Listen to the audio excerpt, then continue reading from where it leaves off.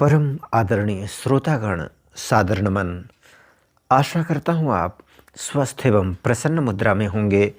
आज आपके समक्ष प्रस्तुत है श्रीमद् भागवत महापुराण चतुर्थ स्कंध 18वां अध्याय, जिसमें पृथ्वी के दोहन का वर्णन है। सच्चिदानंद रूपाय विश्वोत्पत्त्यादिहेतवे तापत्रय विनाशाय श्रीकृष्णाय वयं नमः। नारायणं नमस्कृत्य नरं चैव नरोत्तमं देवीं सरस्वतीं व्यासं ततो जयमुदीरयेत्। श्री मैत्रेय जी कहते हैं, विदुर जी, महाराज पृथु के होंठ क्रोध से कांप रहे थे। उनकी इस प्रकार स्तुति कर पृथ्वी ने अपने हृदय को विचारपूर्वक समाहित किया और डरते डरते उनसे कहा, प्रभु, आप अपना क्रोध शांत कीजिए और मैं जो प्रार्थना करती हूँ उसे ध्यान देकर सुनिए। बुद्धिमान पुरुष भ्रमर के समान सभी जगह से सार ग्रहण कर लेते हैं। तत्वदर्शी मुनियों ने इस लोक और परलोक में मनुष्यों का कल्याण करने के लिए कृषि, अग्निहोत्र आदि बहुत से उपाय निकाले और काम में लिए हैं। उन प्राचीन ऋषियों के बताए हुए उपायों का इस समय भी जो पुरुष श्रद्धापूर्वक भली भांति आचरण करता है, वह सुगमता से अभीष्ट फल प्राप्त कर लेता है। परंतु जो अज्ञानी पुरुष उनका अनादर करके अपने मन कल्पित उपायों का आश्रय लेता है, उसके सभी उपाय और प्रयत्न बार बार निष्फल होते रहते हैं। राजन, पूर्व काल में ब्रह्मा जी ने जिन धान्य आदि को उत्पन्न किया था, मैंने देखा कि यम नियम आदि व्रतों का पालन न करने वाले दुराचारी लोग ही उन्हें खाए जा रहे हैं। लोक रक्षक, आप राजा लोगों ने मेरा पालन और आदर करना छोड़ दिया, इसलिए सब लोग चोरों के समान हो गए हैं। इसी से यज्ञ के लिए औषधियों को मैंने अपने में छिपा लिया। अब अधिक समय हो जाने से अवश्य ही वे धान्य मेरे उदर में जीर्ण हो गए हैं। आप उन्हें पूर्वाचार्यों के बतलाए हुए उपाय से निकाल लीजिए। लोकपालक वीर, यदि आपको समस्त प्राणियों के अभीष्ट एवं बल की वृद्धि करने वाले अन्न की आवश्यकता है, तो आप मेरे योग्य बछड़ा, दोहन पात्र और दुहने वाले की व्यवस्था कीजिए। मैं उस बछड़े के स्नेह से पिन्हा कर दूध के रूप में आपको अभीष्ट वस्तुएं दे दूंगी। राजन, एक बात और है, आपको मुझे समतल करना होगा, जिससे कि वर्षा ऋतु बीत जाने पर भी मेरे ऊपर इंद्र का बरसाया हुआ जल सर्वत्र बना रहे, मेरे भीतर की आर्द्रता सूखने न पावे। यह आपके लिए बहुत मंगल कारक होगा। पृथ्वी के कहे हुए ये प्रिय और हितकारी वचन स्वीकार कर महाराज पृथु ने स्वयंभू मन को बछड़ा बना अपने हाथ में ही समस्त धान्यों को दूह लिया।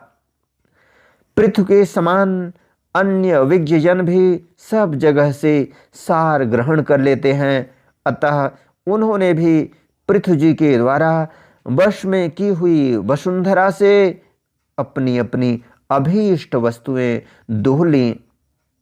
ऋषियों ने बृहस्पति जी को बछड़ा बनाकर इंद्रिय अर्थात वाणी, मन और श्रोत्र रूप पात्र में पृथ्वी देवी से वेद रूप पवित्र दूध दुहा। देवताओं ने इंद्र को बछड़े के रूप में कल्पना कर सुवर्णमय पात्र में अमृत, वीर्य अर्थात मनोबल, ओज, इंद्रिय बल और शारीरिक बल रूप दूध दुहा। दैत्य और दानवों ने असुर श्रेष्ठ प्रहलाद जी को वत्स बनाकर लोहे के पात्र में मदिरा और आशव अर्थात ताड़ी आदि रूप दूध दुहा। गंधर्व और अप्सराओं ने विश्वावसु को बछड़ा बनाकर कमल रूप पात्र में संगीत, माधुर्य और सौंदर्य रूप दूध दुहा। श्राद्ध के अधिष्ठाता महाभाग पितृगण ने अर्यमा नाम के पितृश्वर को वत्स बनाया तथा मिट्टी के कच्चे पात्र में श्रद्धा पूर्वक काव्य अर्थात पितरों को अर्पित किया जाने वाला अन्न रूप दूध दुहा। फिर कपिल देव जी को बछड़ा बनाकर आकाश रूप पात्र में सिद्धों ने अणिमादि अष्ट सिद्धि तथा विद्याधरों ने आकाशगमन आदि विद्याओं को दुहा। किम पुरुषादि अन्य मायावियों ने मय दानव को बछड़ा बनाया तथा अंतर्धान होना, विचित्र रूप धारण कर लेना आदि संकल्पमयी मायाओं को दुग्ध रूप से दुहा। इसी प्रकार यक्ष, राक्षस तथा भूत पिशाचादि मांसाहारियों ने भूतनाथ रुद्र को बछड़ा बनाकर कपाल रूप पात्र में रुधिरासव रूप दूध दुहा। बिना फन वाले सांप, नाग और बिच्छू आदि विषैले जंतुओं ने तक्षक को बछड़ा बनाकर मुख रूप पात्र में विष रूप दूध दुहा। पशुओं ने भगवान रुद्र के वाहन बैल को वत्स बनाकर वन रूप पात्र में तृण रूप दूध दुहा। बड़ी बड़ी दाढ़ों वाले मांस भक्षी जीवों ने सिंह रूप बछड़े के द्वारा अपने शरीर रूप पात्र में कच्चा मांस रूप दूध दुहा तथा गरुड़ जी को वत्स बनाकर पक्षियों ने कीट पतंग आदि चर और फलादि अचर पदार्थों को दुग्ध रूप से दुहा। वृक्षों ने बट को वत्स बनाकर अनेक प्रकार का रस रूप दूध दुहा और पर्वतों ने हिमालय रूप बछड़े के द्वारा अपने शिखर रूप पात्रों में अनेक प्रकार की धातुओं को दुहा।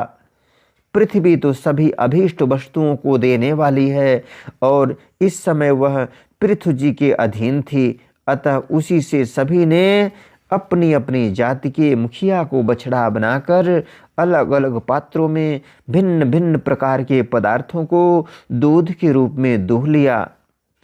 कुरुश्रेष्ठ विदुर जी इस प्रकार पृथु आदि सभी अन्न भोजियों ने भिन्न भिन्न दोहन पात्र और वत्सों के द्वारा अपने अपने विभिन्न अन्न रूप दूध पृथ्वी से दुहे।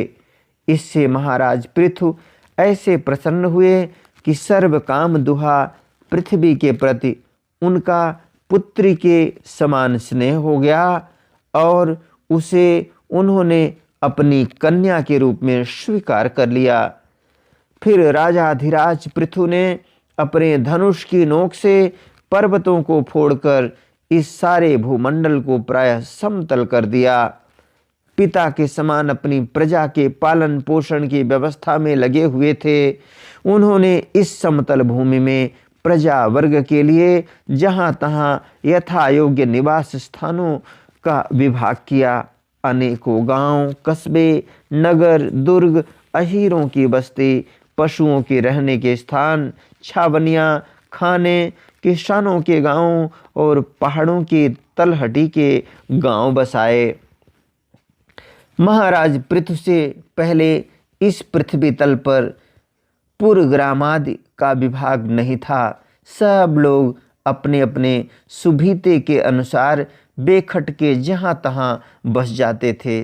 इस श्रीमद्भागवते महापुराणे पारमहंस्यां संहितायां चतुर्थ स्कंधे पृथु विजये अष्टादशो अध्यायः। बोलो वृंदावन बिहारी लाल की जय। यदक्षर पदभ्रष्टं मात्राहीनं च यद् भवेत् तत्सर्वं क्षम्यतां देव प्रसीद परमेश्वर। वीडियो देखने के लिए धन्यवाद एवं आभार। जय हिंद, जय जगत। आपका जीवन मंगलमय हो।